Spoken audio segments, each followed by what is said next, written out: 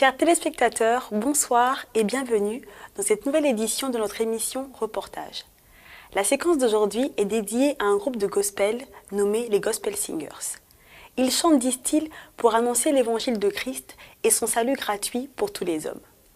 Notre équipe de reporters est allée à la rencontre de ces hommes et femmes de tous horizons qui chantent avec conviction le nom de Jésus. Bienvenue chez les Gospel Singers, ce groupe de chrétiens qui a décidé de nous présenter l'évangile au travers du chant.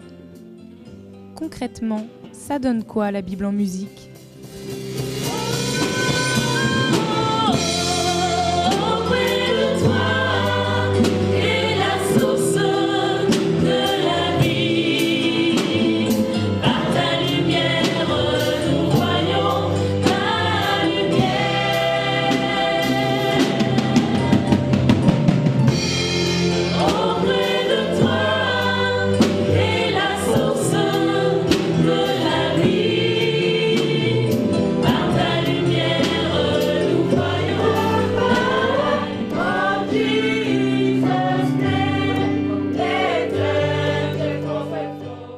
Pour pouvoir assurer tous ces concerts, le groupe a dû s'organiser. Répétition 2 fois par semaine pour les choristes et les musiciens.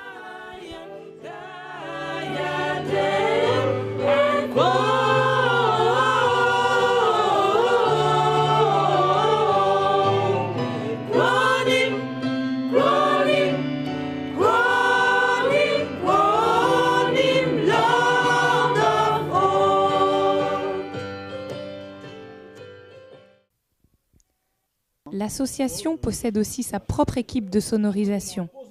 La première sur les lieux à chaque événement pour installer le matériel, assurer les réglages, mais aussi gérer les imprévus pendant les représentations. Mais laissons le chef d'équipe s'exprimer sur le sujet. Donc là, nous sommes au niveau de la sonorisation du concert. Donc préparatif au chargement, préparatif au concert. Nous allons charger tout le matériel dans le camion qui est juste derrière. Donc nous sommes là depuis 10 heures. Donc là, c'est l'équipe de sonorisation. Et notre rôle à nous, c'est de préparer le concert au niveau matériel pour qu'on puisse avoir du son. Parce que sans ce son-là, il n'y a pas de concert. Donc là, nous sommes au nombre de 5. Donc il y a les frères qui sont derrière, qui sont en train de travailler aussi. Et nous, notre objectif, c'est d'arriver avant la chorale, afin qu'on puisse faire les balances, préparer la salle, monter le matériel, faire les tests et faire en sorte que lorsque les chantres vont arriver, on puisse faire les balances. Donc tout ça, ça se fait en amont. Eux, ils arriveront aux alentours de 16h. Et nous, avant 16h, on a un timing qui est assez restreint. Donc il faut que tout soit monté. Donc voilà. Donc là, vous voyez, effectivement, il y a pas mal de matériel. Mais notre objectif, en fait, c'est d'avoir un double matériel, un matériel de sortie et un matériel pour ici, au niveau de la salle de Bethléem, ici à Bethléem.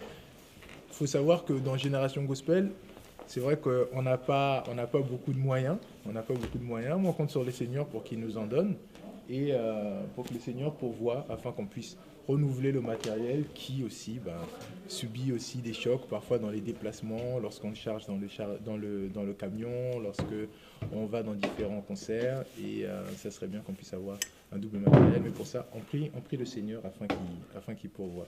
Donc voilà. Donc c'est aussi mon rôle au niveau de Génération Gospel en tant que président de pouvoir aussi faire la part des choses, savoir quelles sont les priorités au niveau matériel, savoir quelles sont les priorités au niveau aussi des différentes salles aussi dans lesquelles on se rend. Et en parlant des salles, il faut savoir qu'il y a 2 types de salles. Donc là aujourd'hui on va aller dans un théâtre. Donc le théâtre lui il exige un matériel différent par rapport à des salles ordinaires. Et ça c'est aussi mon rôle au sein de la sonorisation. Donc mon rôle, c'est aussi de pouvoir adapter le matériel en fonction des salles et de pouvoir aussi coordonner tout ce qui est montage, démontage et aussi faire aussi les réglages, donc l'ingénierie du son.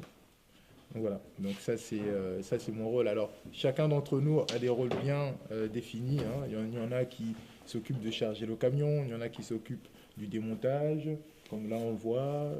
Il y en a qui s'occupent aussi de remonter, de brancher tous les appareils. Il y en a qui s'occupent de tester le son, de faire le son, de faire la prise de son. Et voilà. Donc tout ça, c'est vraiment une organisation qui est assez complexe, mais qui se fait par la grâce de Dieu. Mais quand vient le moment de monter sur scène après les dernières répétitions, le ton est rapidement donné. L'ambiance studieuse laisse place à la joie de nous présenter leur Dieu. D'accord, fais toujours par la droite. Par la droite. D'accord, par la droite, gauche, les pieds, les mains. Oui, oui, voilà. Oui. On a enlevé follow. D'accord. On a mis we are marching et I'm free. We are marching, droite, gauche, derrière, devant. C'est bon, nickel. Bon, un peu stressé, mais ça va le faire. Dieu est fidèle. Amen, amen. Avec Dieu, nous ferons des exploits. Amen. La grâce de Dieu. Alors si vous voulez entendre ce qu'ils ont à nous dire, rien de plus facile, Mylène va tout vous expliquer. Je suis Mylène, je m'occupe de la planification des concerts, donc je fais donc l'intermédiaire entre la chorale et l'extérieur. Donc on chante dans les maisons de retraite, dans les hôpitaux et les événements festifs. Nous chantons gratuitement. Chers téléspectateurs, nous sommes de retour sur notre plateau où nous accueillons le pasteur Mosché. Bonsoir pasteur Mosché. Bonsoir. Vous êtes le chef de chœur de cette chorale. Nous avons pu vous voir en action pendant le reportage. Pouvez-vous nous en dire plus sur l'historique de cette chorale? Nous avons commencé en 2003 et notre première présentation c'était lors de la fête de la musique 2003 à Rouen dans les rues marchandes. Nous avons glorifié Dieu et c'était au début avec pas beaucoup de monde, mais le Seigneur nous avait aidés. D'accord. Est-ce que je dois en juger que vous faites chaque année, du coup, les fêtes de la musique sur Rouen? Chaque année, nous faisons la fête de la musique à Rouen et nous avons d'autres prestations dans les maisons de retraite, dans les salles qu'on loue ou lorsqu'on nous invite dans les mariages. Très bien, très bien. Et du coup, nous avons pu comprendre que la motivation première de cette chorale est d'annoncer l'évangile du Christ. Alors, pourquoi avoir choisi le chant comme support? Je suppose que ce n'est pas uniquement par l'amour pour la musique. On aime la musique, on aime louer Dieu, mais il y a une chose qu'on a aussi discernée en France, c'est que les gens ne veulent pas entendre parler de Dieu directement. Or, nous pensons que chaque humain a droit à l'information sur Dieu. De la même manière que, sans le vouloir, dans nos télés, on nous parle de la météo, sans nous demander notre avis. Donc, on pense qu'on a droit à savoir le temps, le climat du lendemain. Et bien, de la même manière que nous pensons que tout humain doit savoir qui est son Dieu, qui est son Créateur, et quel est son avenir avec ce Créateur. Et nous avons discerné qu'avec le chant, ça passe. C'est pourquoi nous chantons aussi, pour transmettre l'Évangile. Est-ce qu'on peut dire que la musique est un subterfuge pour annoncer Christ?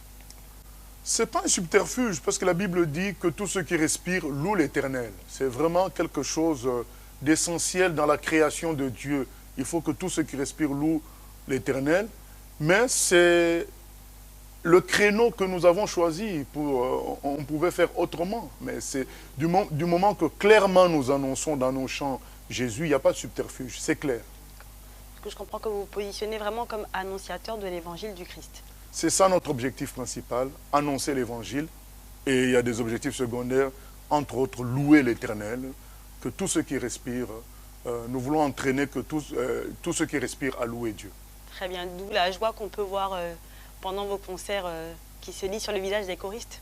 Effectivement, nous sommes dans la joie que Jésus nous ait sauvés en donnant sa vie pour nous. Alors nous le louons en signe de reconnaissance. Très bien, très bien. Avez-vous déjà chanté ailleurs qu'en France?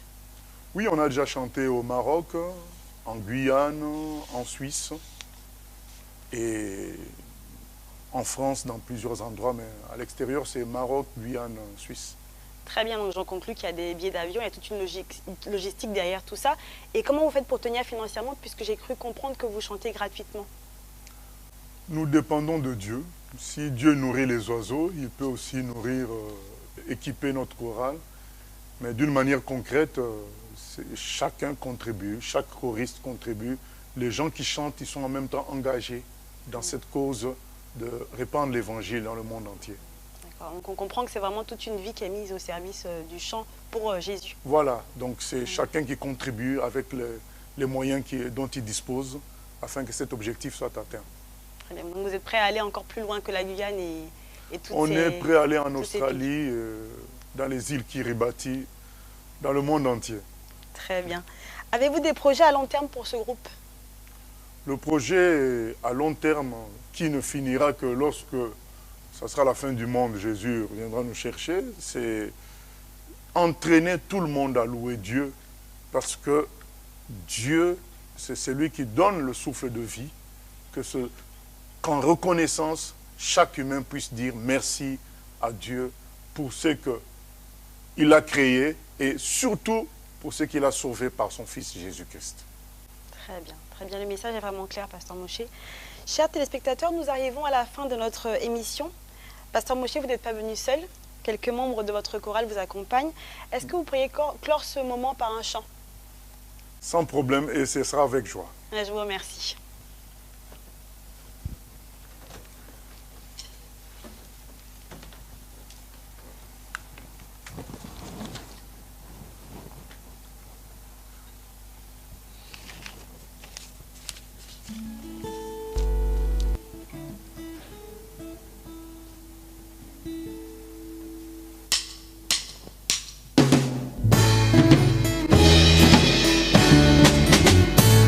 Choisis Jésus pour guider ma vie. Mon bien-aimé Jésus, il est à moi, je suis à lui. J'ai choisi Jésus pour guider ma vie. Mon bien-aimé Jésus, il est à moi, je suis à lui. J'ai choisi Jésus pour guider ma vie.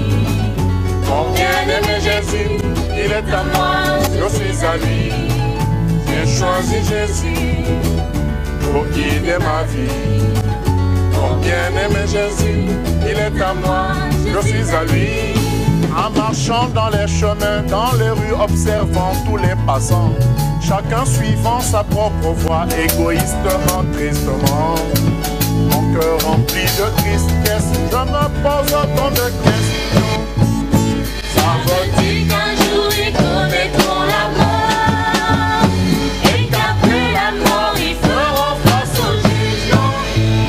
J'ai choisi Jésus pour guider ma vie.